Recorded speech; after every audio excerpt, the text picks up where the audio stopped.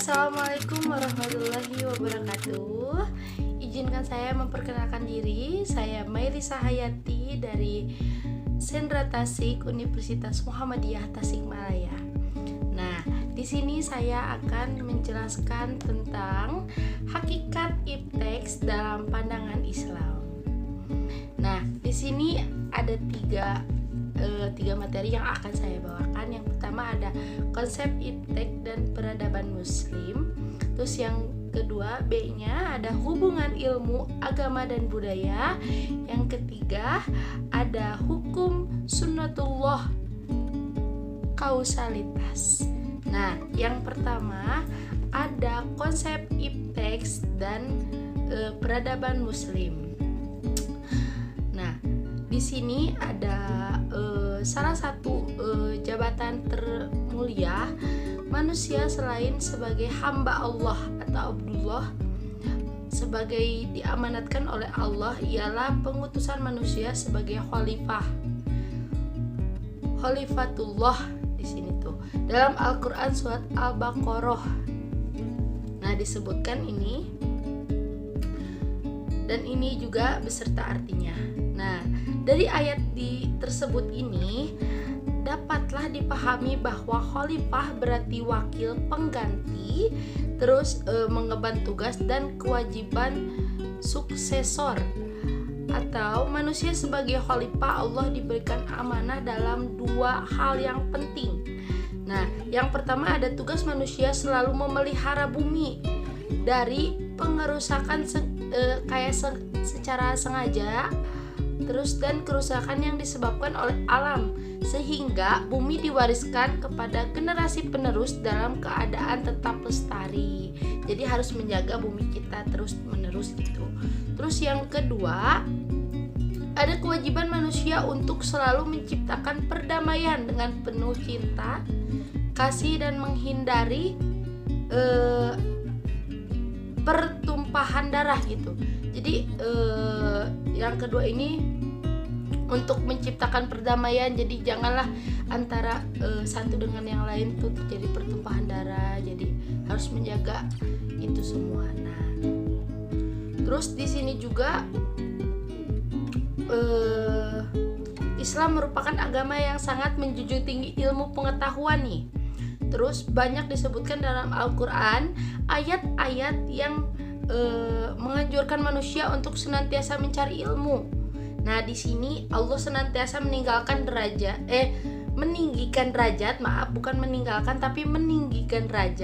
orang-orang yang berilmu. Nah, sebagaimana ada dijelaskan dalam Al-Qur'an surat Al-Mujadalah. Nah, ini suratnya.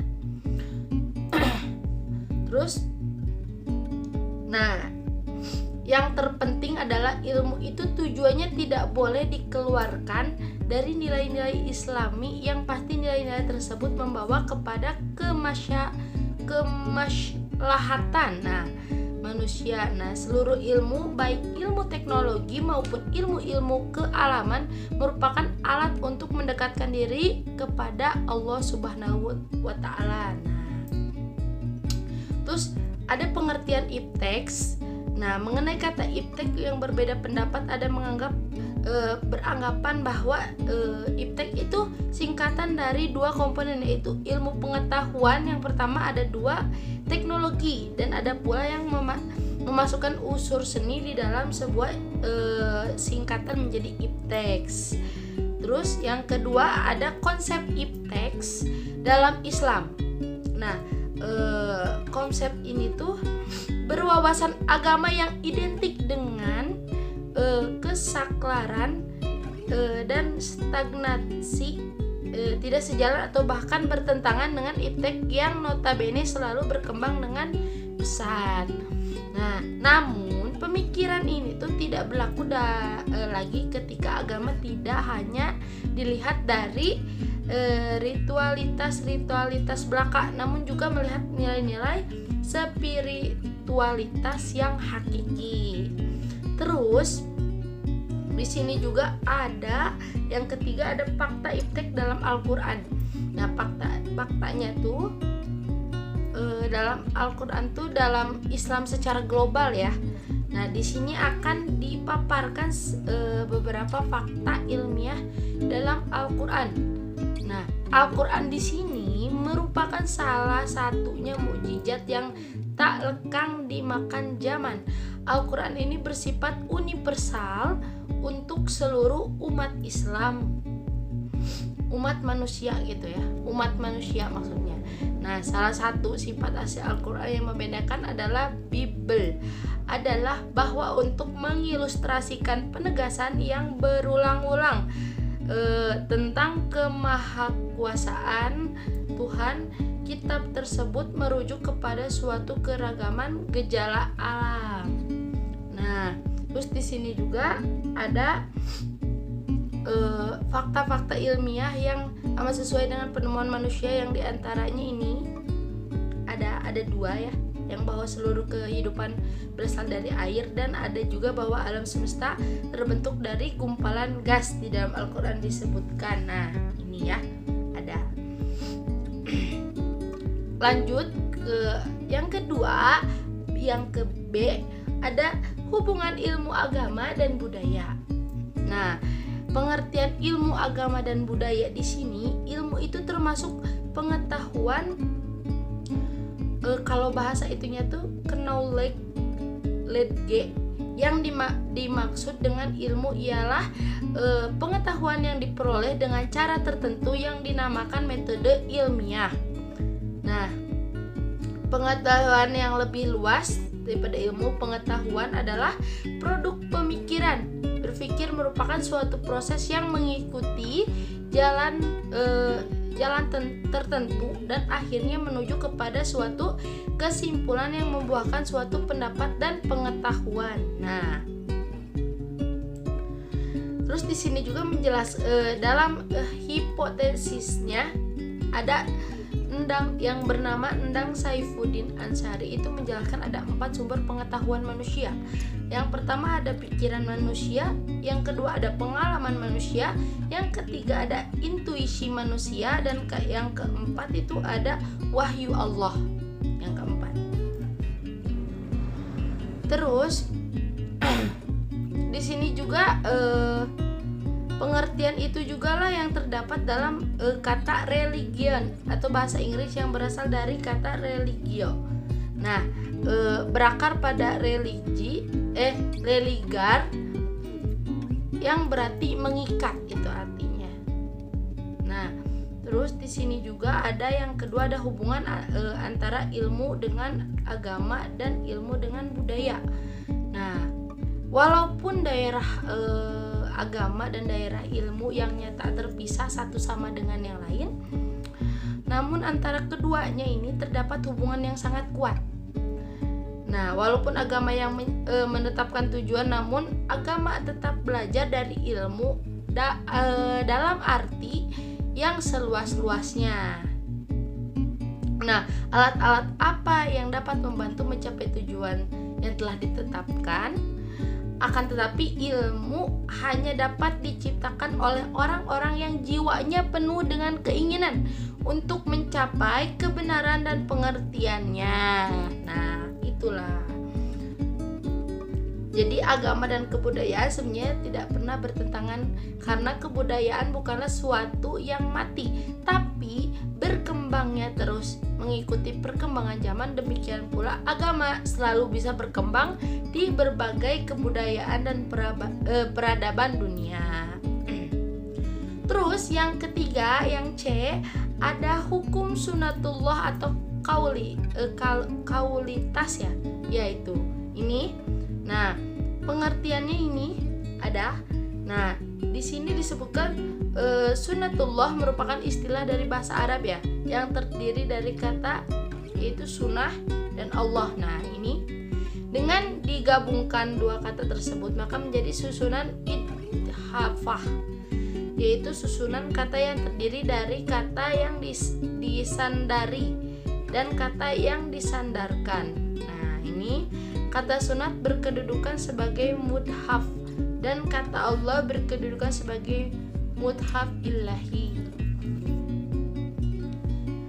Nah, menurut Syaikh al-Islam Ibnu Taimiyah, itu adalah kebiasaan yang dilakukan kedua kalinya seperti apa yang dilakukan pertama kali. Sedangkan menurut Ar-Razi, sunnah adalah jalan yang lurus dan tauladan yang diikuti.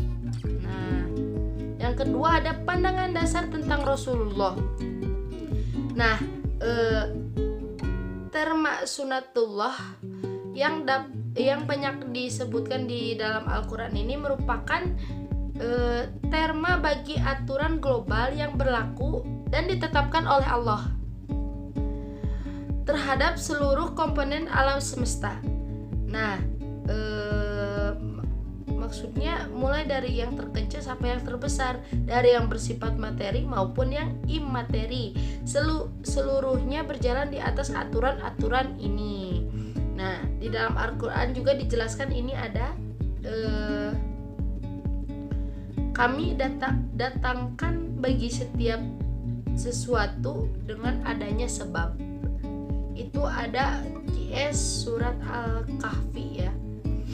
Terus berdasarkan yang di atas juga, ini surat yang di atas, dapat diketahui jika terma sunnatullah itu ini seringkali disandingkan atau dikolokasikan dengan istilah hukum alam ala pemikiran barat atau bahkan dianggap sama oleh sebagian umat Islam. Nah, dengan demikian hukum kausalitas itu di dalam Islam diyakini bahwa pada hakikatnya bukanlah sebab-sebab itu yang menjadi akibat, namun akibat muncul adalah karena Allah Subhanahu wa taala menghendaki. Nah, ada dijelaskan dalam Al-Qur'an ini QS Ali Imran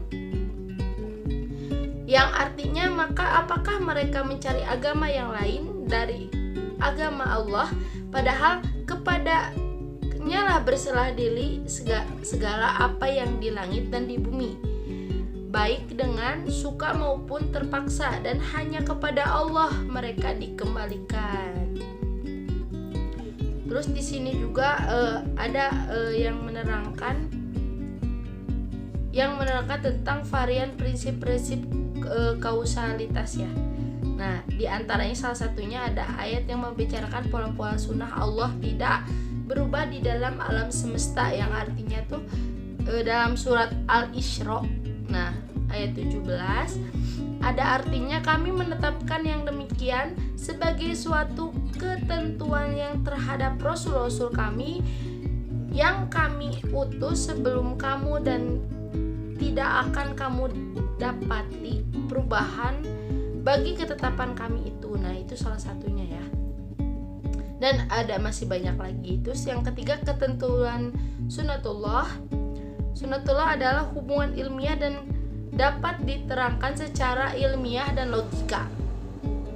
Nah, sunnatullah adalah hukum kausal, hubungan sebab akibat yang terjadi di alam yang dapat diterangkan secara ilmiah. Nah, mungkin sunnatullah juga sesuatu yang dapat diukur dan diperhitungkan dan diramalkan. Nah, mungkin untuk tema hakikat ipteks dalam pandangan Islam mungkin saya cukup menjelaskan segitu. Untuk kekurangannya dan kelebihannya, mungkin kekurangannya yang banyak ya. Mohon maaf saya tidak jika ada yang masih belum mengerti, mohon dimaafkan. Dan kalian bisa cari referensi yang banyak dari Google atau dari manapun, pokoknya dari buku, kayak dari sumber ilmu itu dari mana saja. Jadi saya Mailisa Hayati mohon pamit, dan terima kasih yang sudah menyimak dan mendengarkan saya menjelaskan tentang hakikat iptek dalam pandangan Islam. Semoga ilmunya bermanfaat, semoga yang mendengarkan juga mengerti, dan terima kasih. Assalamualaikum warahmatullahi wabarakatuh. Dadah.